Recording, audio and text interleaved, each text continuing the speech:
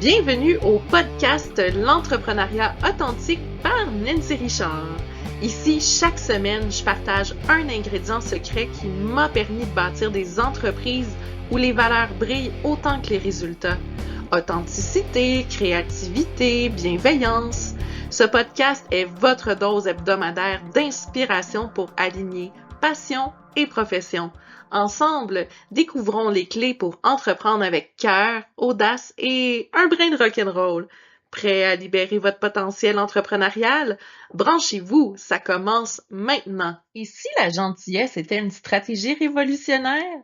Et si dans un monde parfois dur et compétitif, la vraie force consistait à choisir la douceur, à cultiver le respect, puis à miser sur la chaleur humaine pour bâtir des ponts durables? Bonjour à vous, ici Nancy. J'espère que vous allez bien puis que vous avez passé une merveilleuse semaine et un merveilleux temps des fêtes de fin d'année. Moi, de mon côté, je vous dirais que je me sens ravigorée et surtout pleine de gratitude et d'élan aujourd'hui. Ça me fait vraiment du bien d'être derrière mon micro. J'ai pris une petite pause bien méritée, je dois l'avouer, dans le temps des fêtes, mais là, j'avais vraiment hâte de reconnecter avec vous. Puis pendant le temps des fêtes, justement, j'ai eu plein de belles conversations inspirantes qui m'ont fait réfléchir à l'importance de la gentillesse dans notre quotidien d'entrepreneur et c'est exactement ce dont j'ai envie de vous parler aujourd'hui. Alors, je vous souhaite officiellement la bienvenue à cet épisode du podcast L'entrepreneuriat authentique. Et cette semaine, vous l'aurez deviné, l'ingrédient clé, c'est la gentillesse. Un ingrédient qui, à mon humble avis, fait toute la différence dans un monde où la rapidité, la performance, puis la rentabilité prennent parfois un peu trop de place. Alors, prenez votre tasse de café ou de thé ou tout autre breuvage de votre choix, puis venez prendre votre petite pause en ma compagnie. J'aimerais vraiment commencer cet épisode-là avec une anecdote vraiment simple, mais pour moi, là, qui illustre parfaitement la puissance de la gentillesse. Il y a une couple de semaines, je discutais avec Julie, qui est une de mes collaboratrices que j'adore, puis qui est également Tanadoula.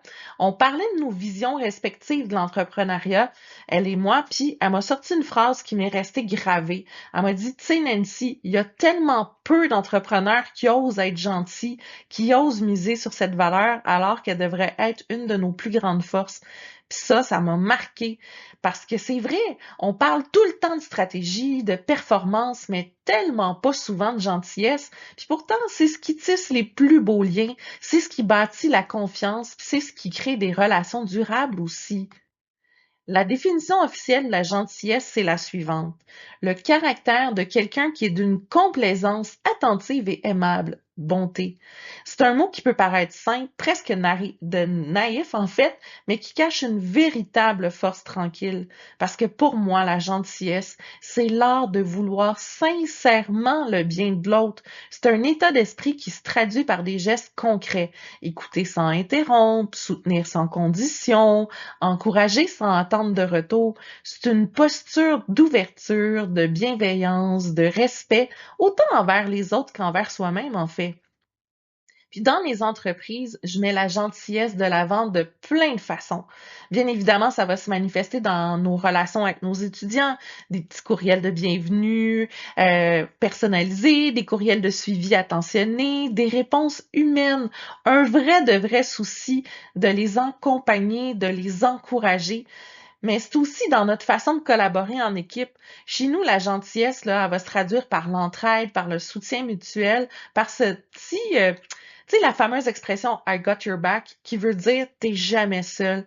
S'il y a un étudiant ou un étudiant, un étudiant ou une étudiante qui est désagréable avec un membre de mon équipe, moi, j'hésite tellement pas à intervenir parce que la gentillesse, c'est aussi de protéger ceux qu'on aime, ceux avec qui on travaille, de poser ses limites puis de dire non, c'est pas acceptable ça. Puis justement, c'est un point important.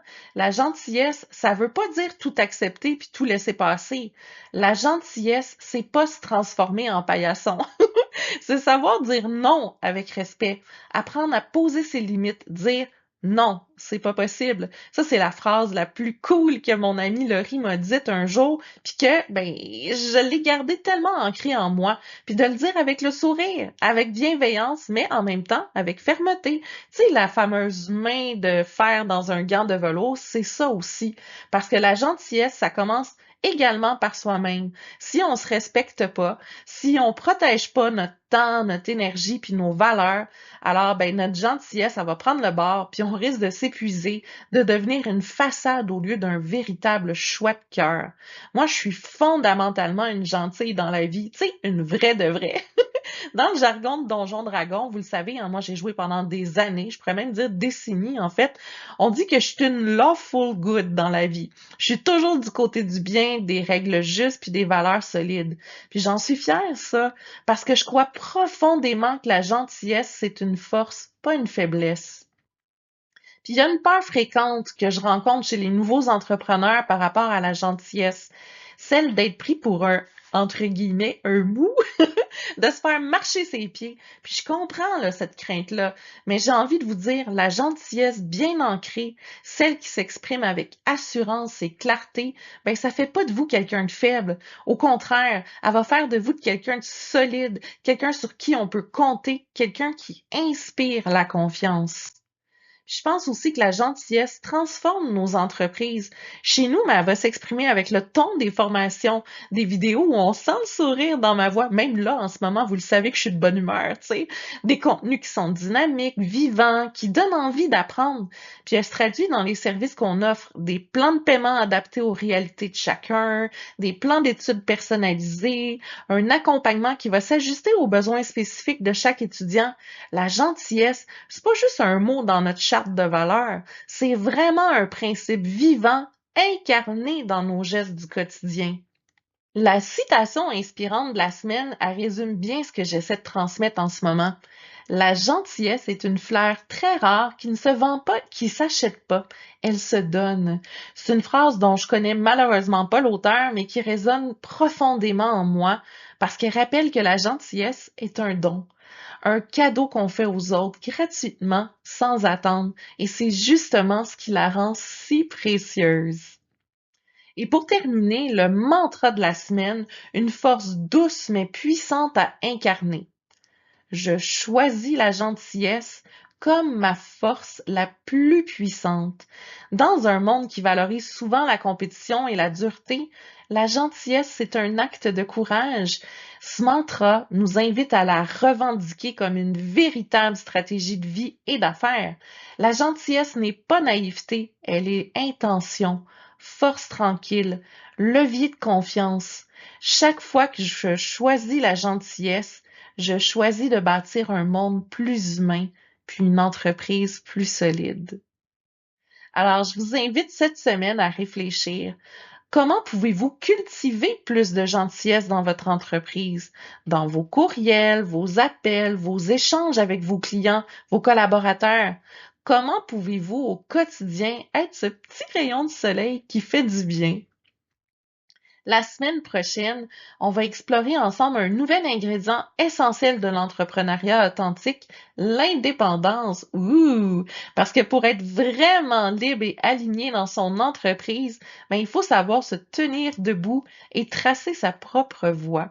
Ça me fait penser à une chanson de Fred Pellerin d'ailleurs. J'apprends à me tenir debout. En tout cas, je l'ai chanté dans une chorale puis ça m'a fait penser à ça. Alors, je vous souhaite vraiment une excellente semaine. J'espère que votre tasse de café ou de thé est terminée. Moi, la mienne, il reste juste un petit typhon dedans. Alors, je vous remercie sincèrement d'avoir partagé ce moment-là avec moi. Et je suis tellement heureuse de retrouver mon micro et vous, de vous retrouver fidèle au poste. Ciao, ciao!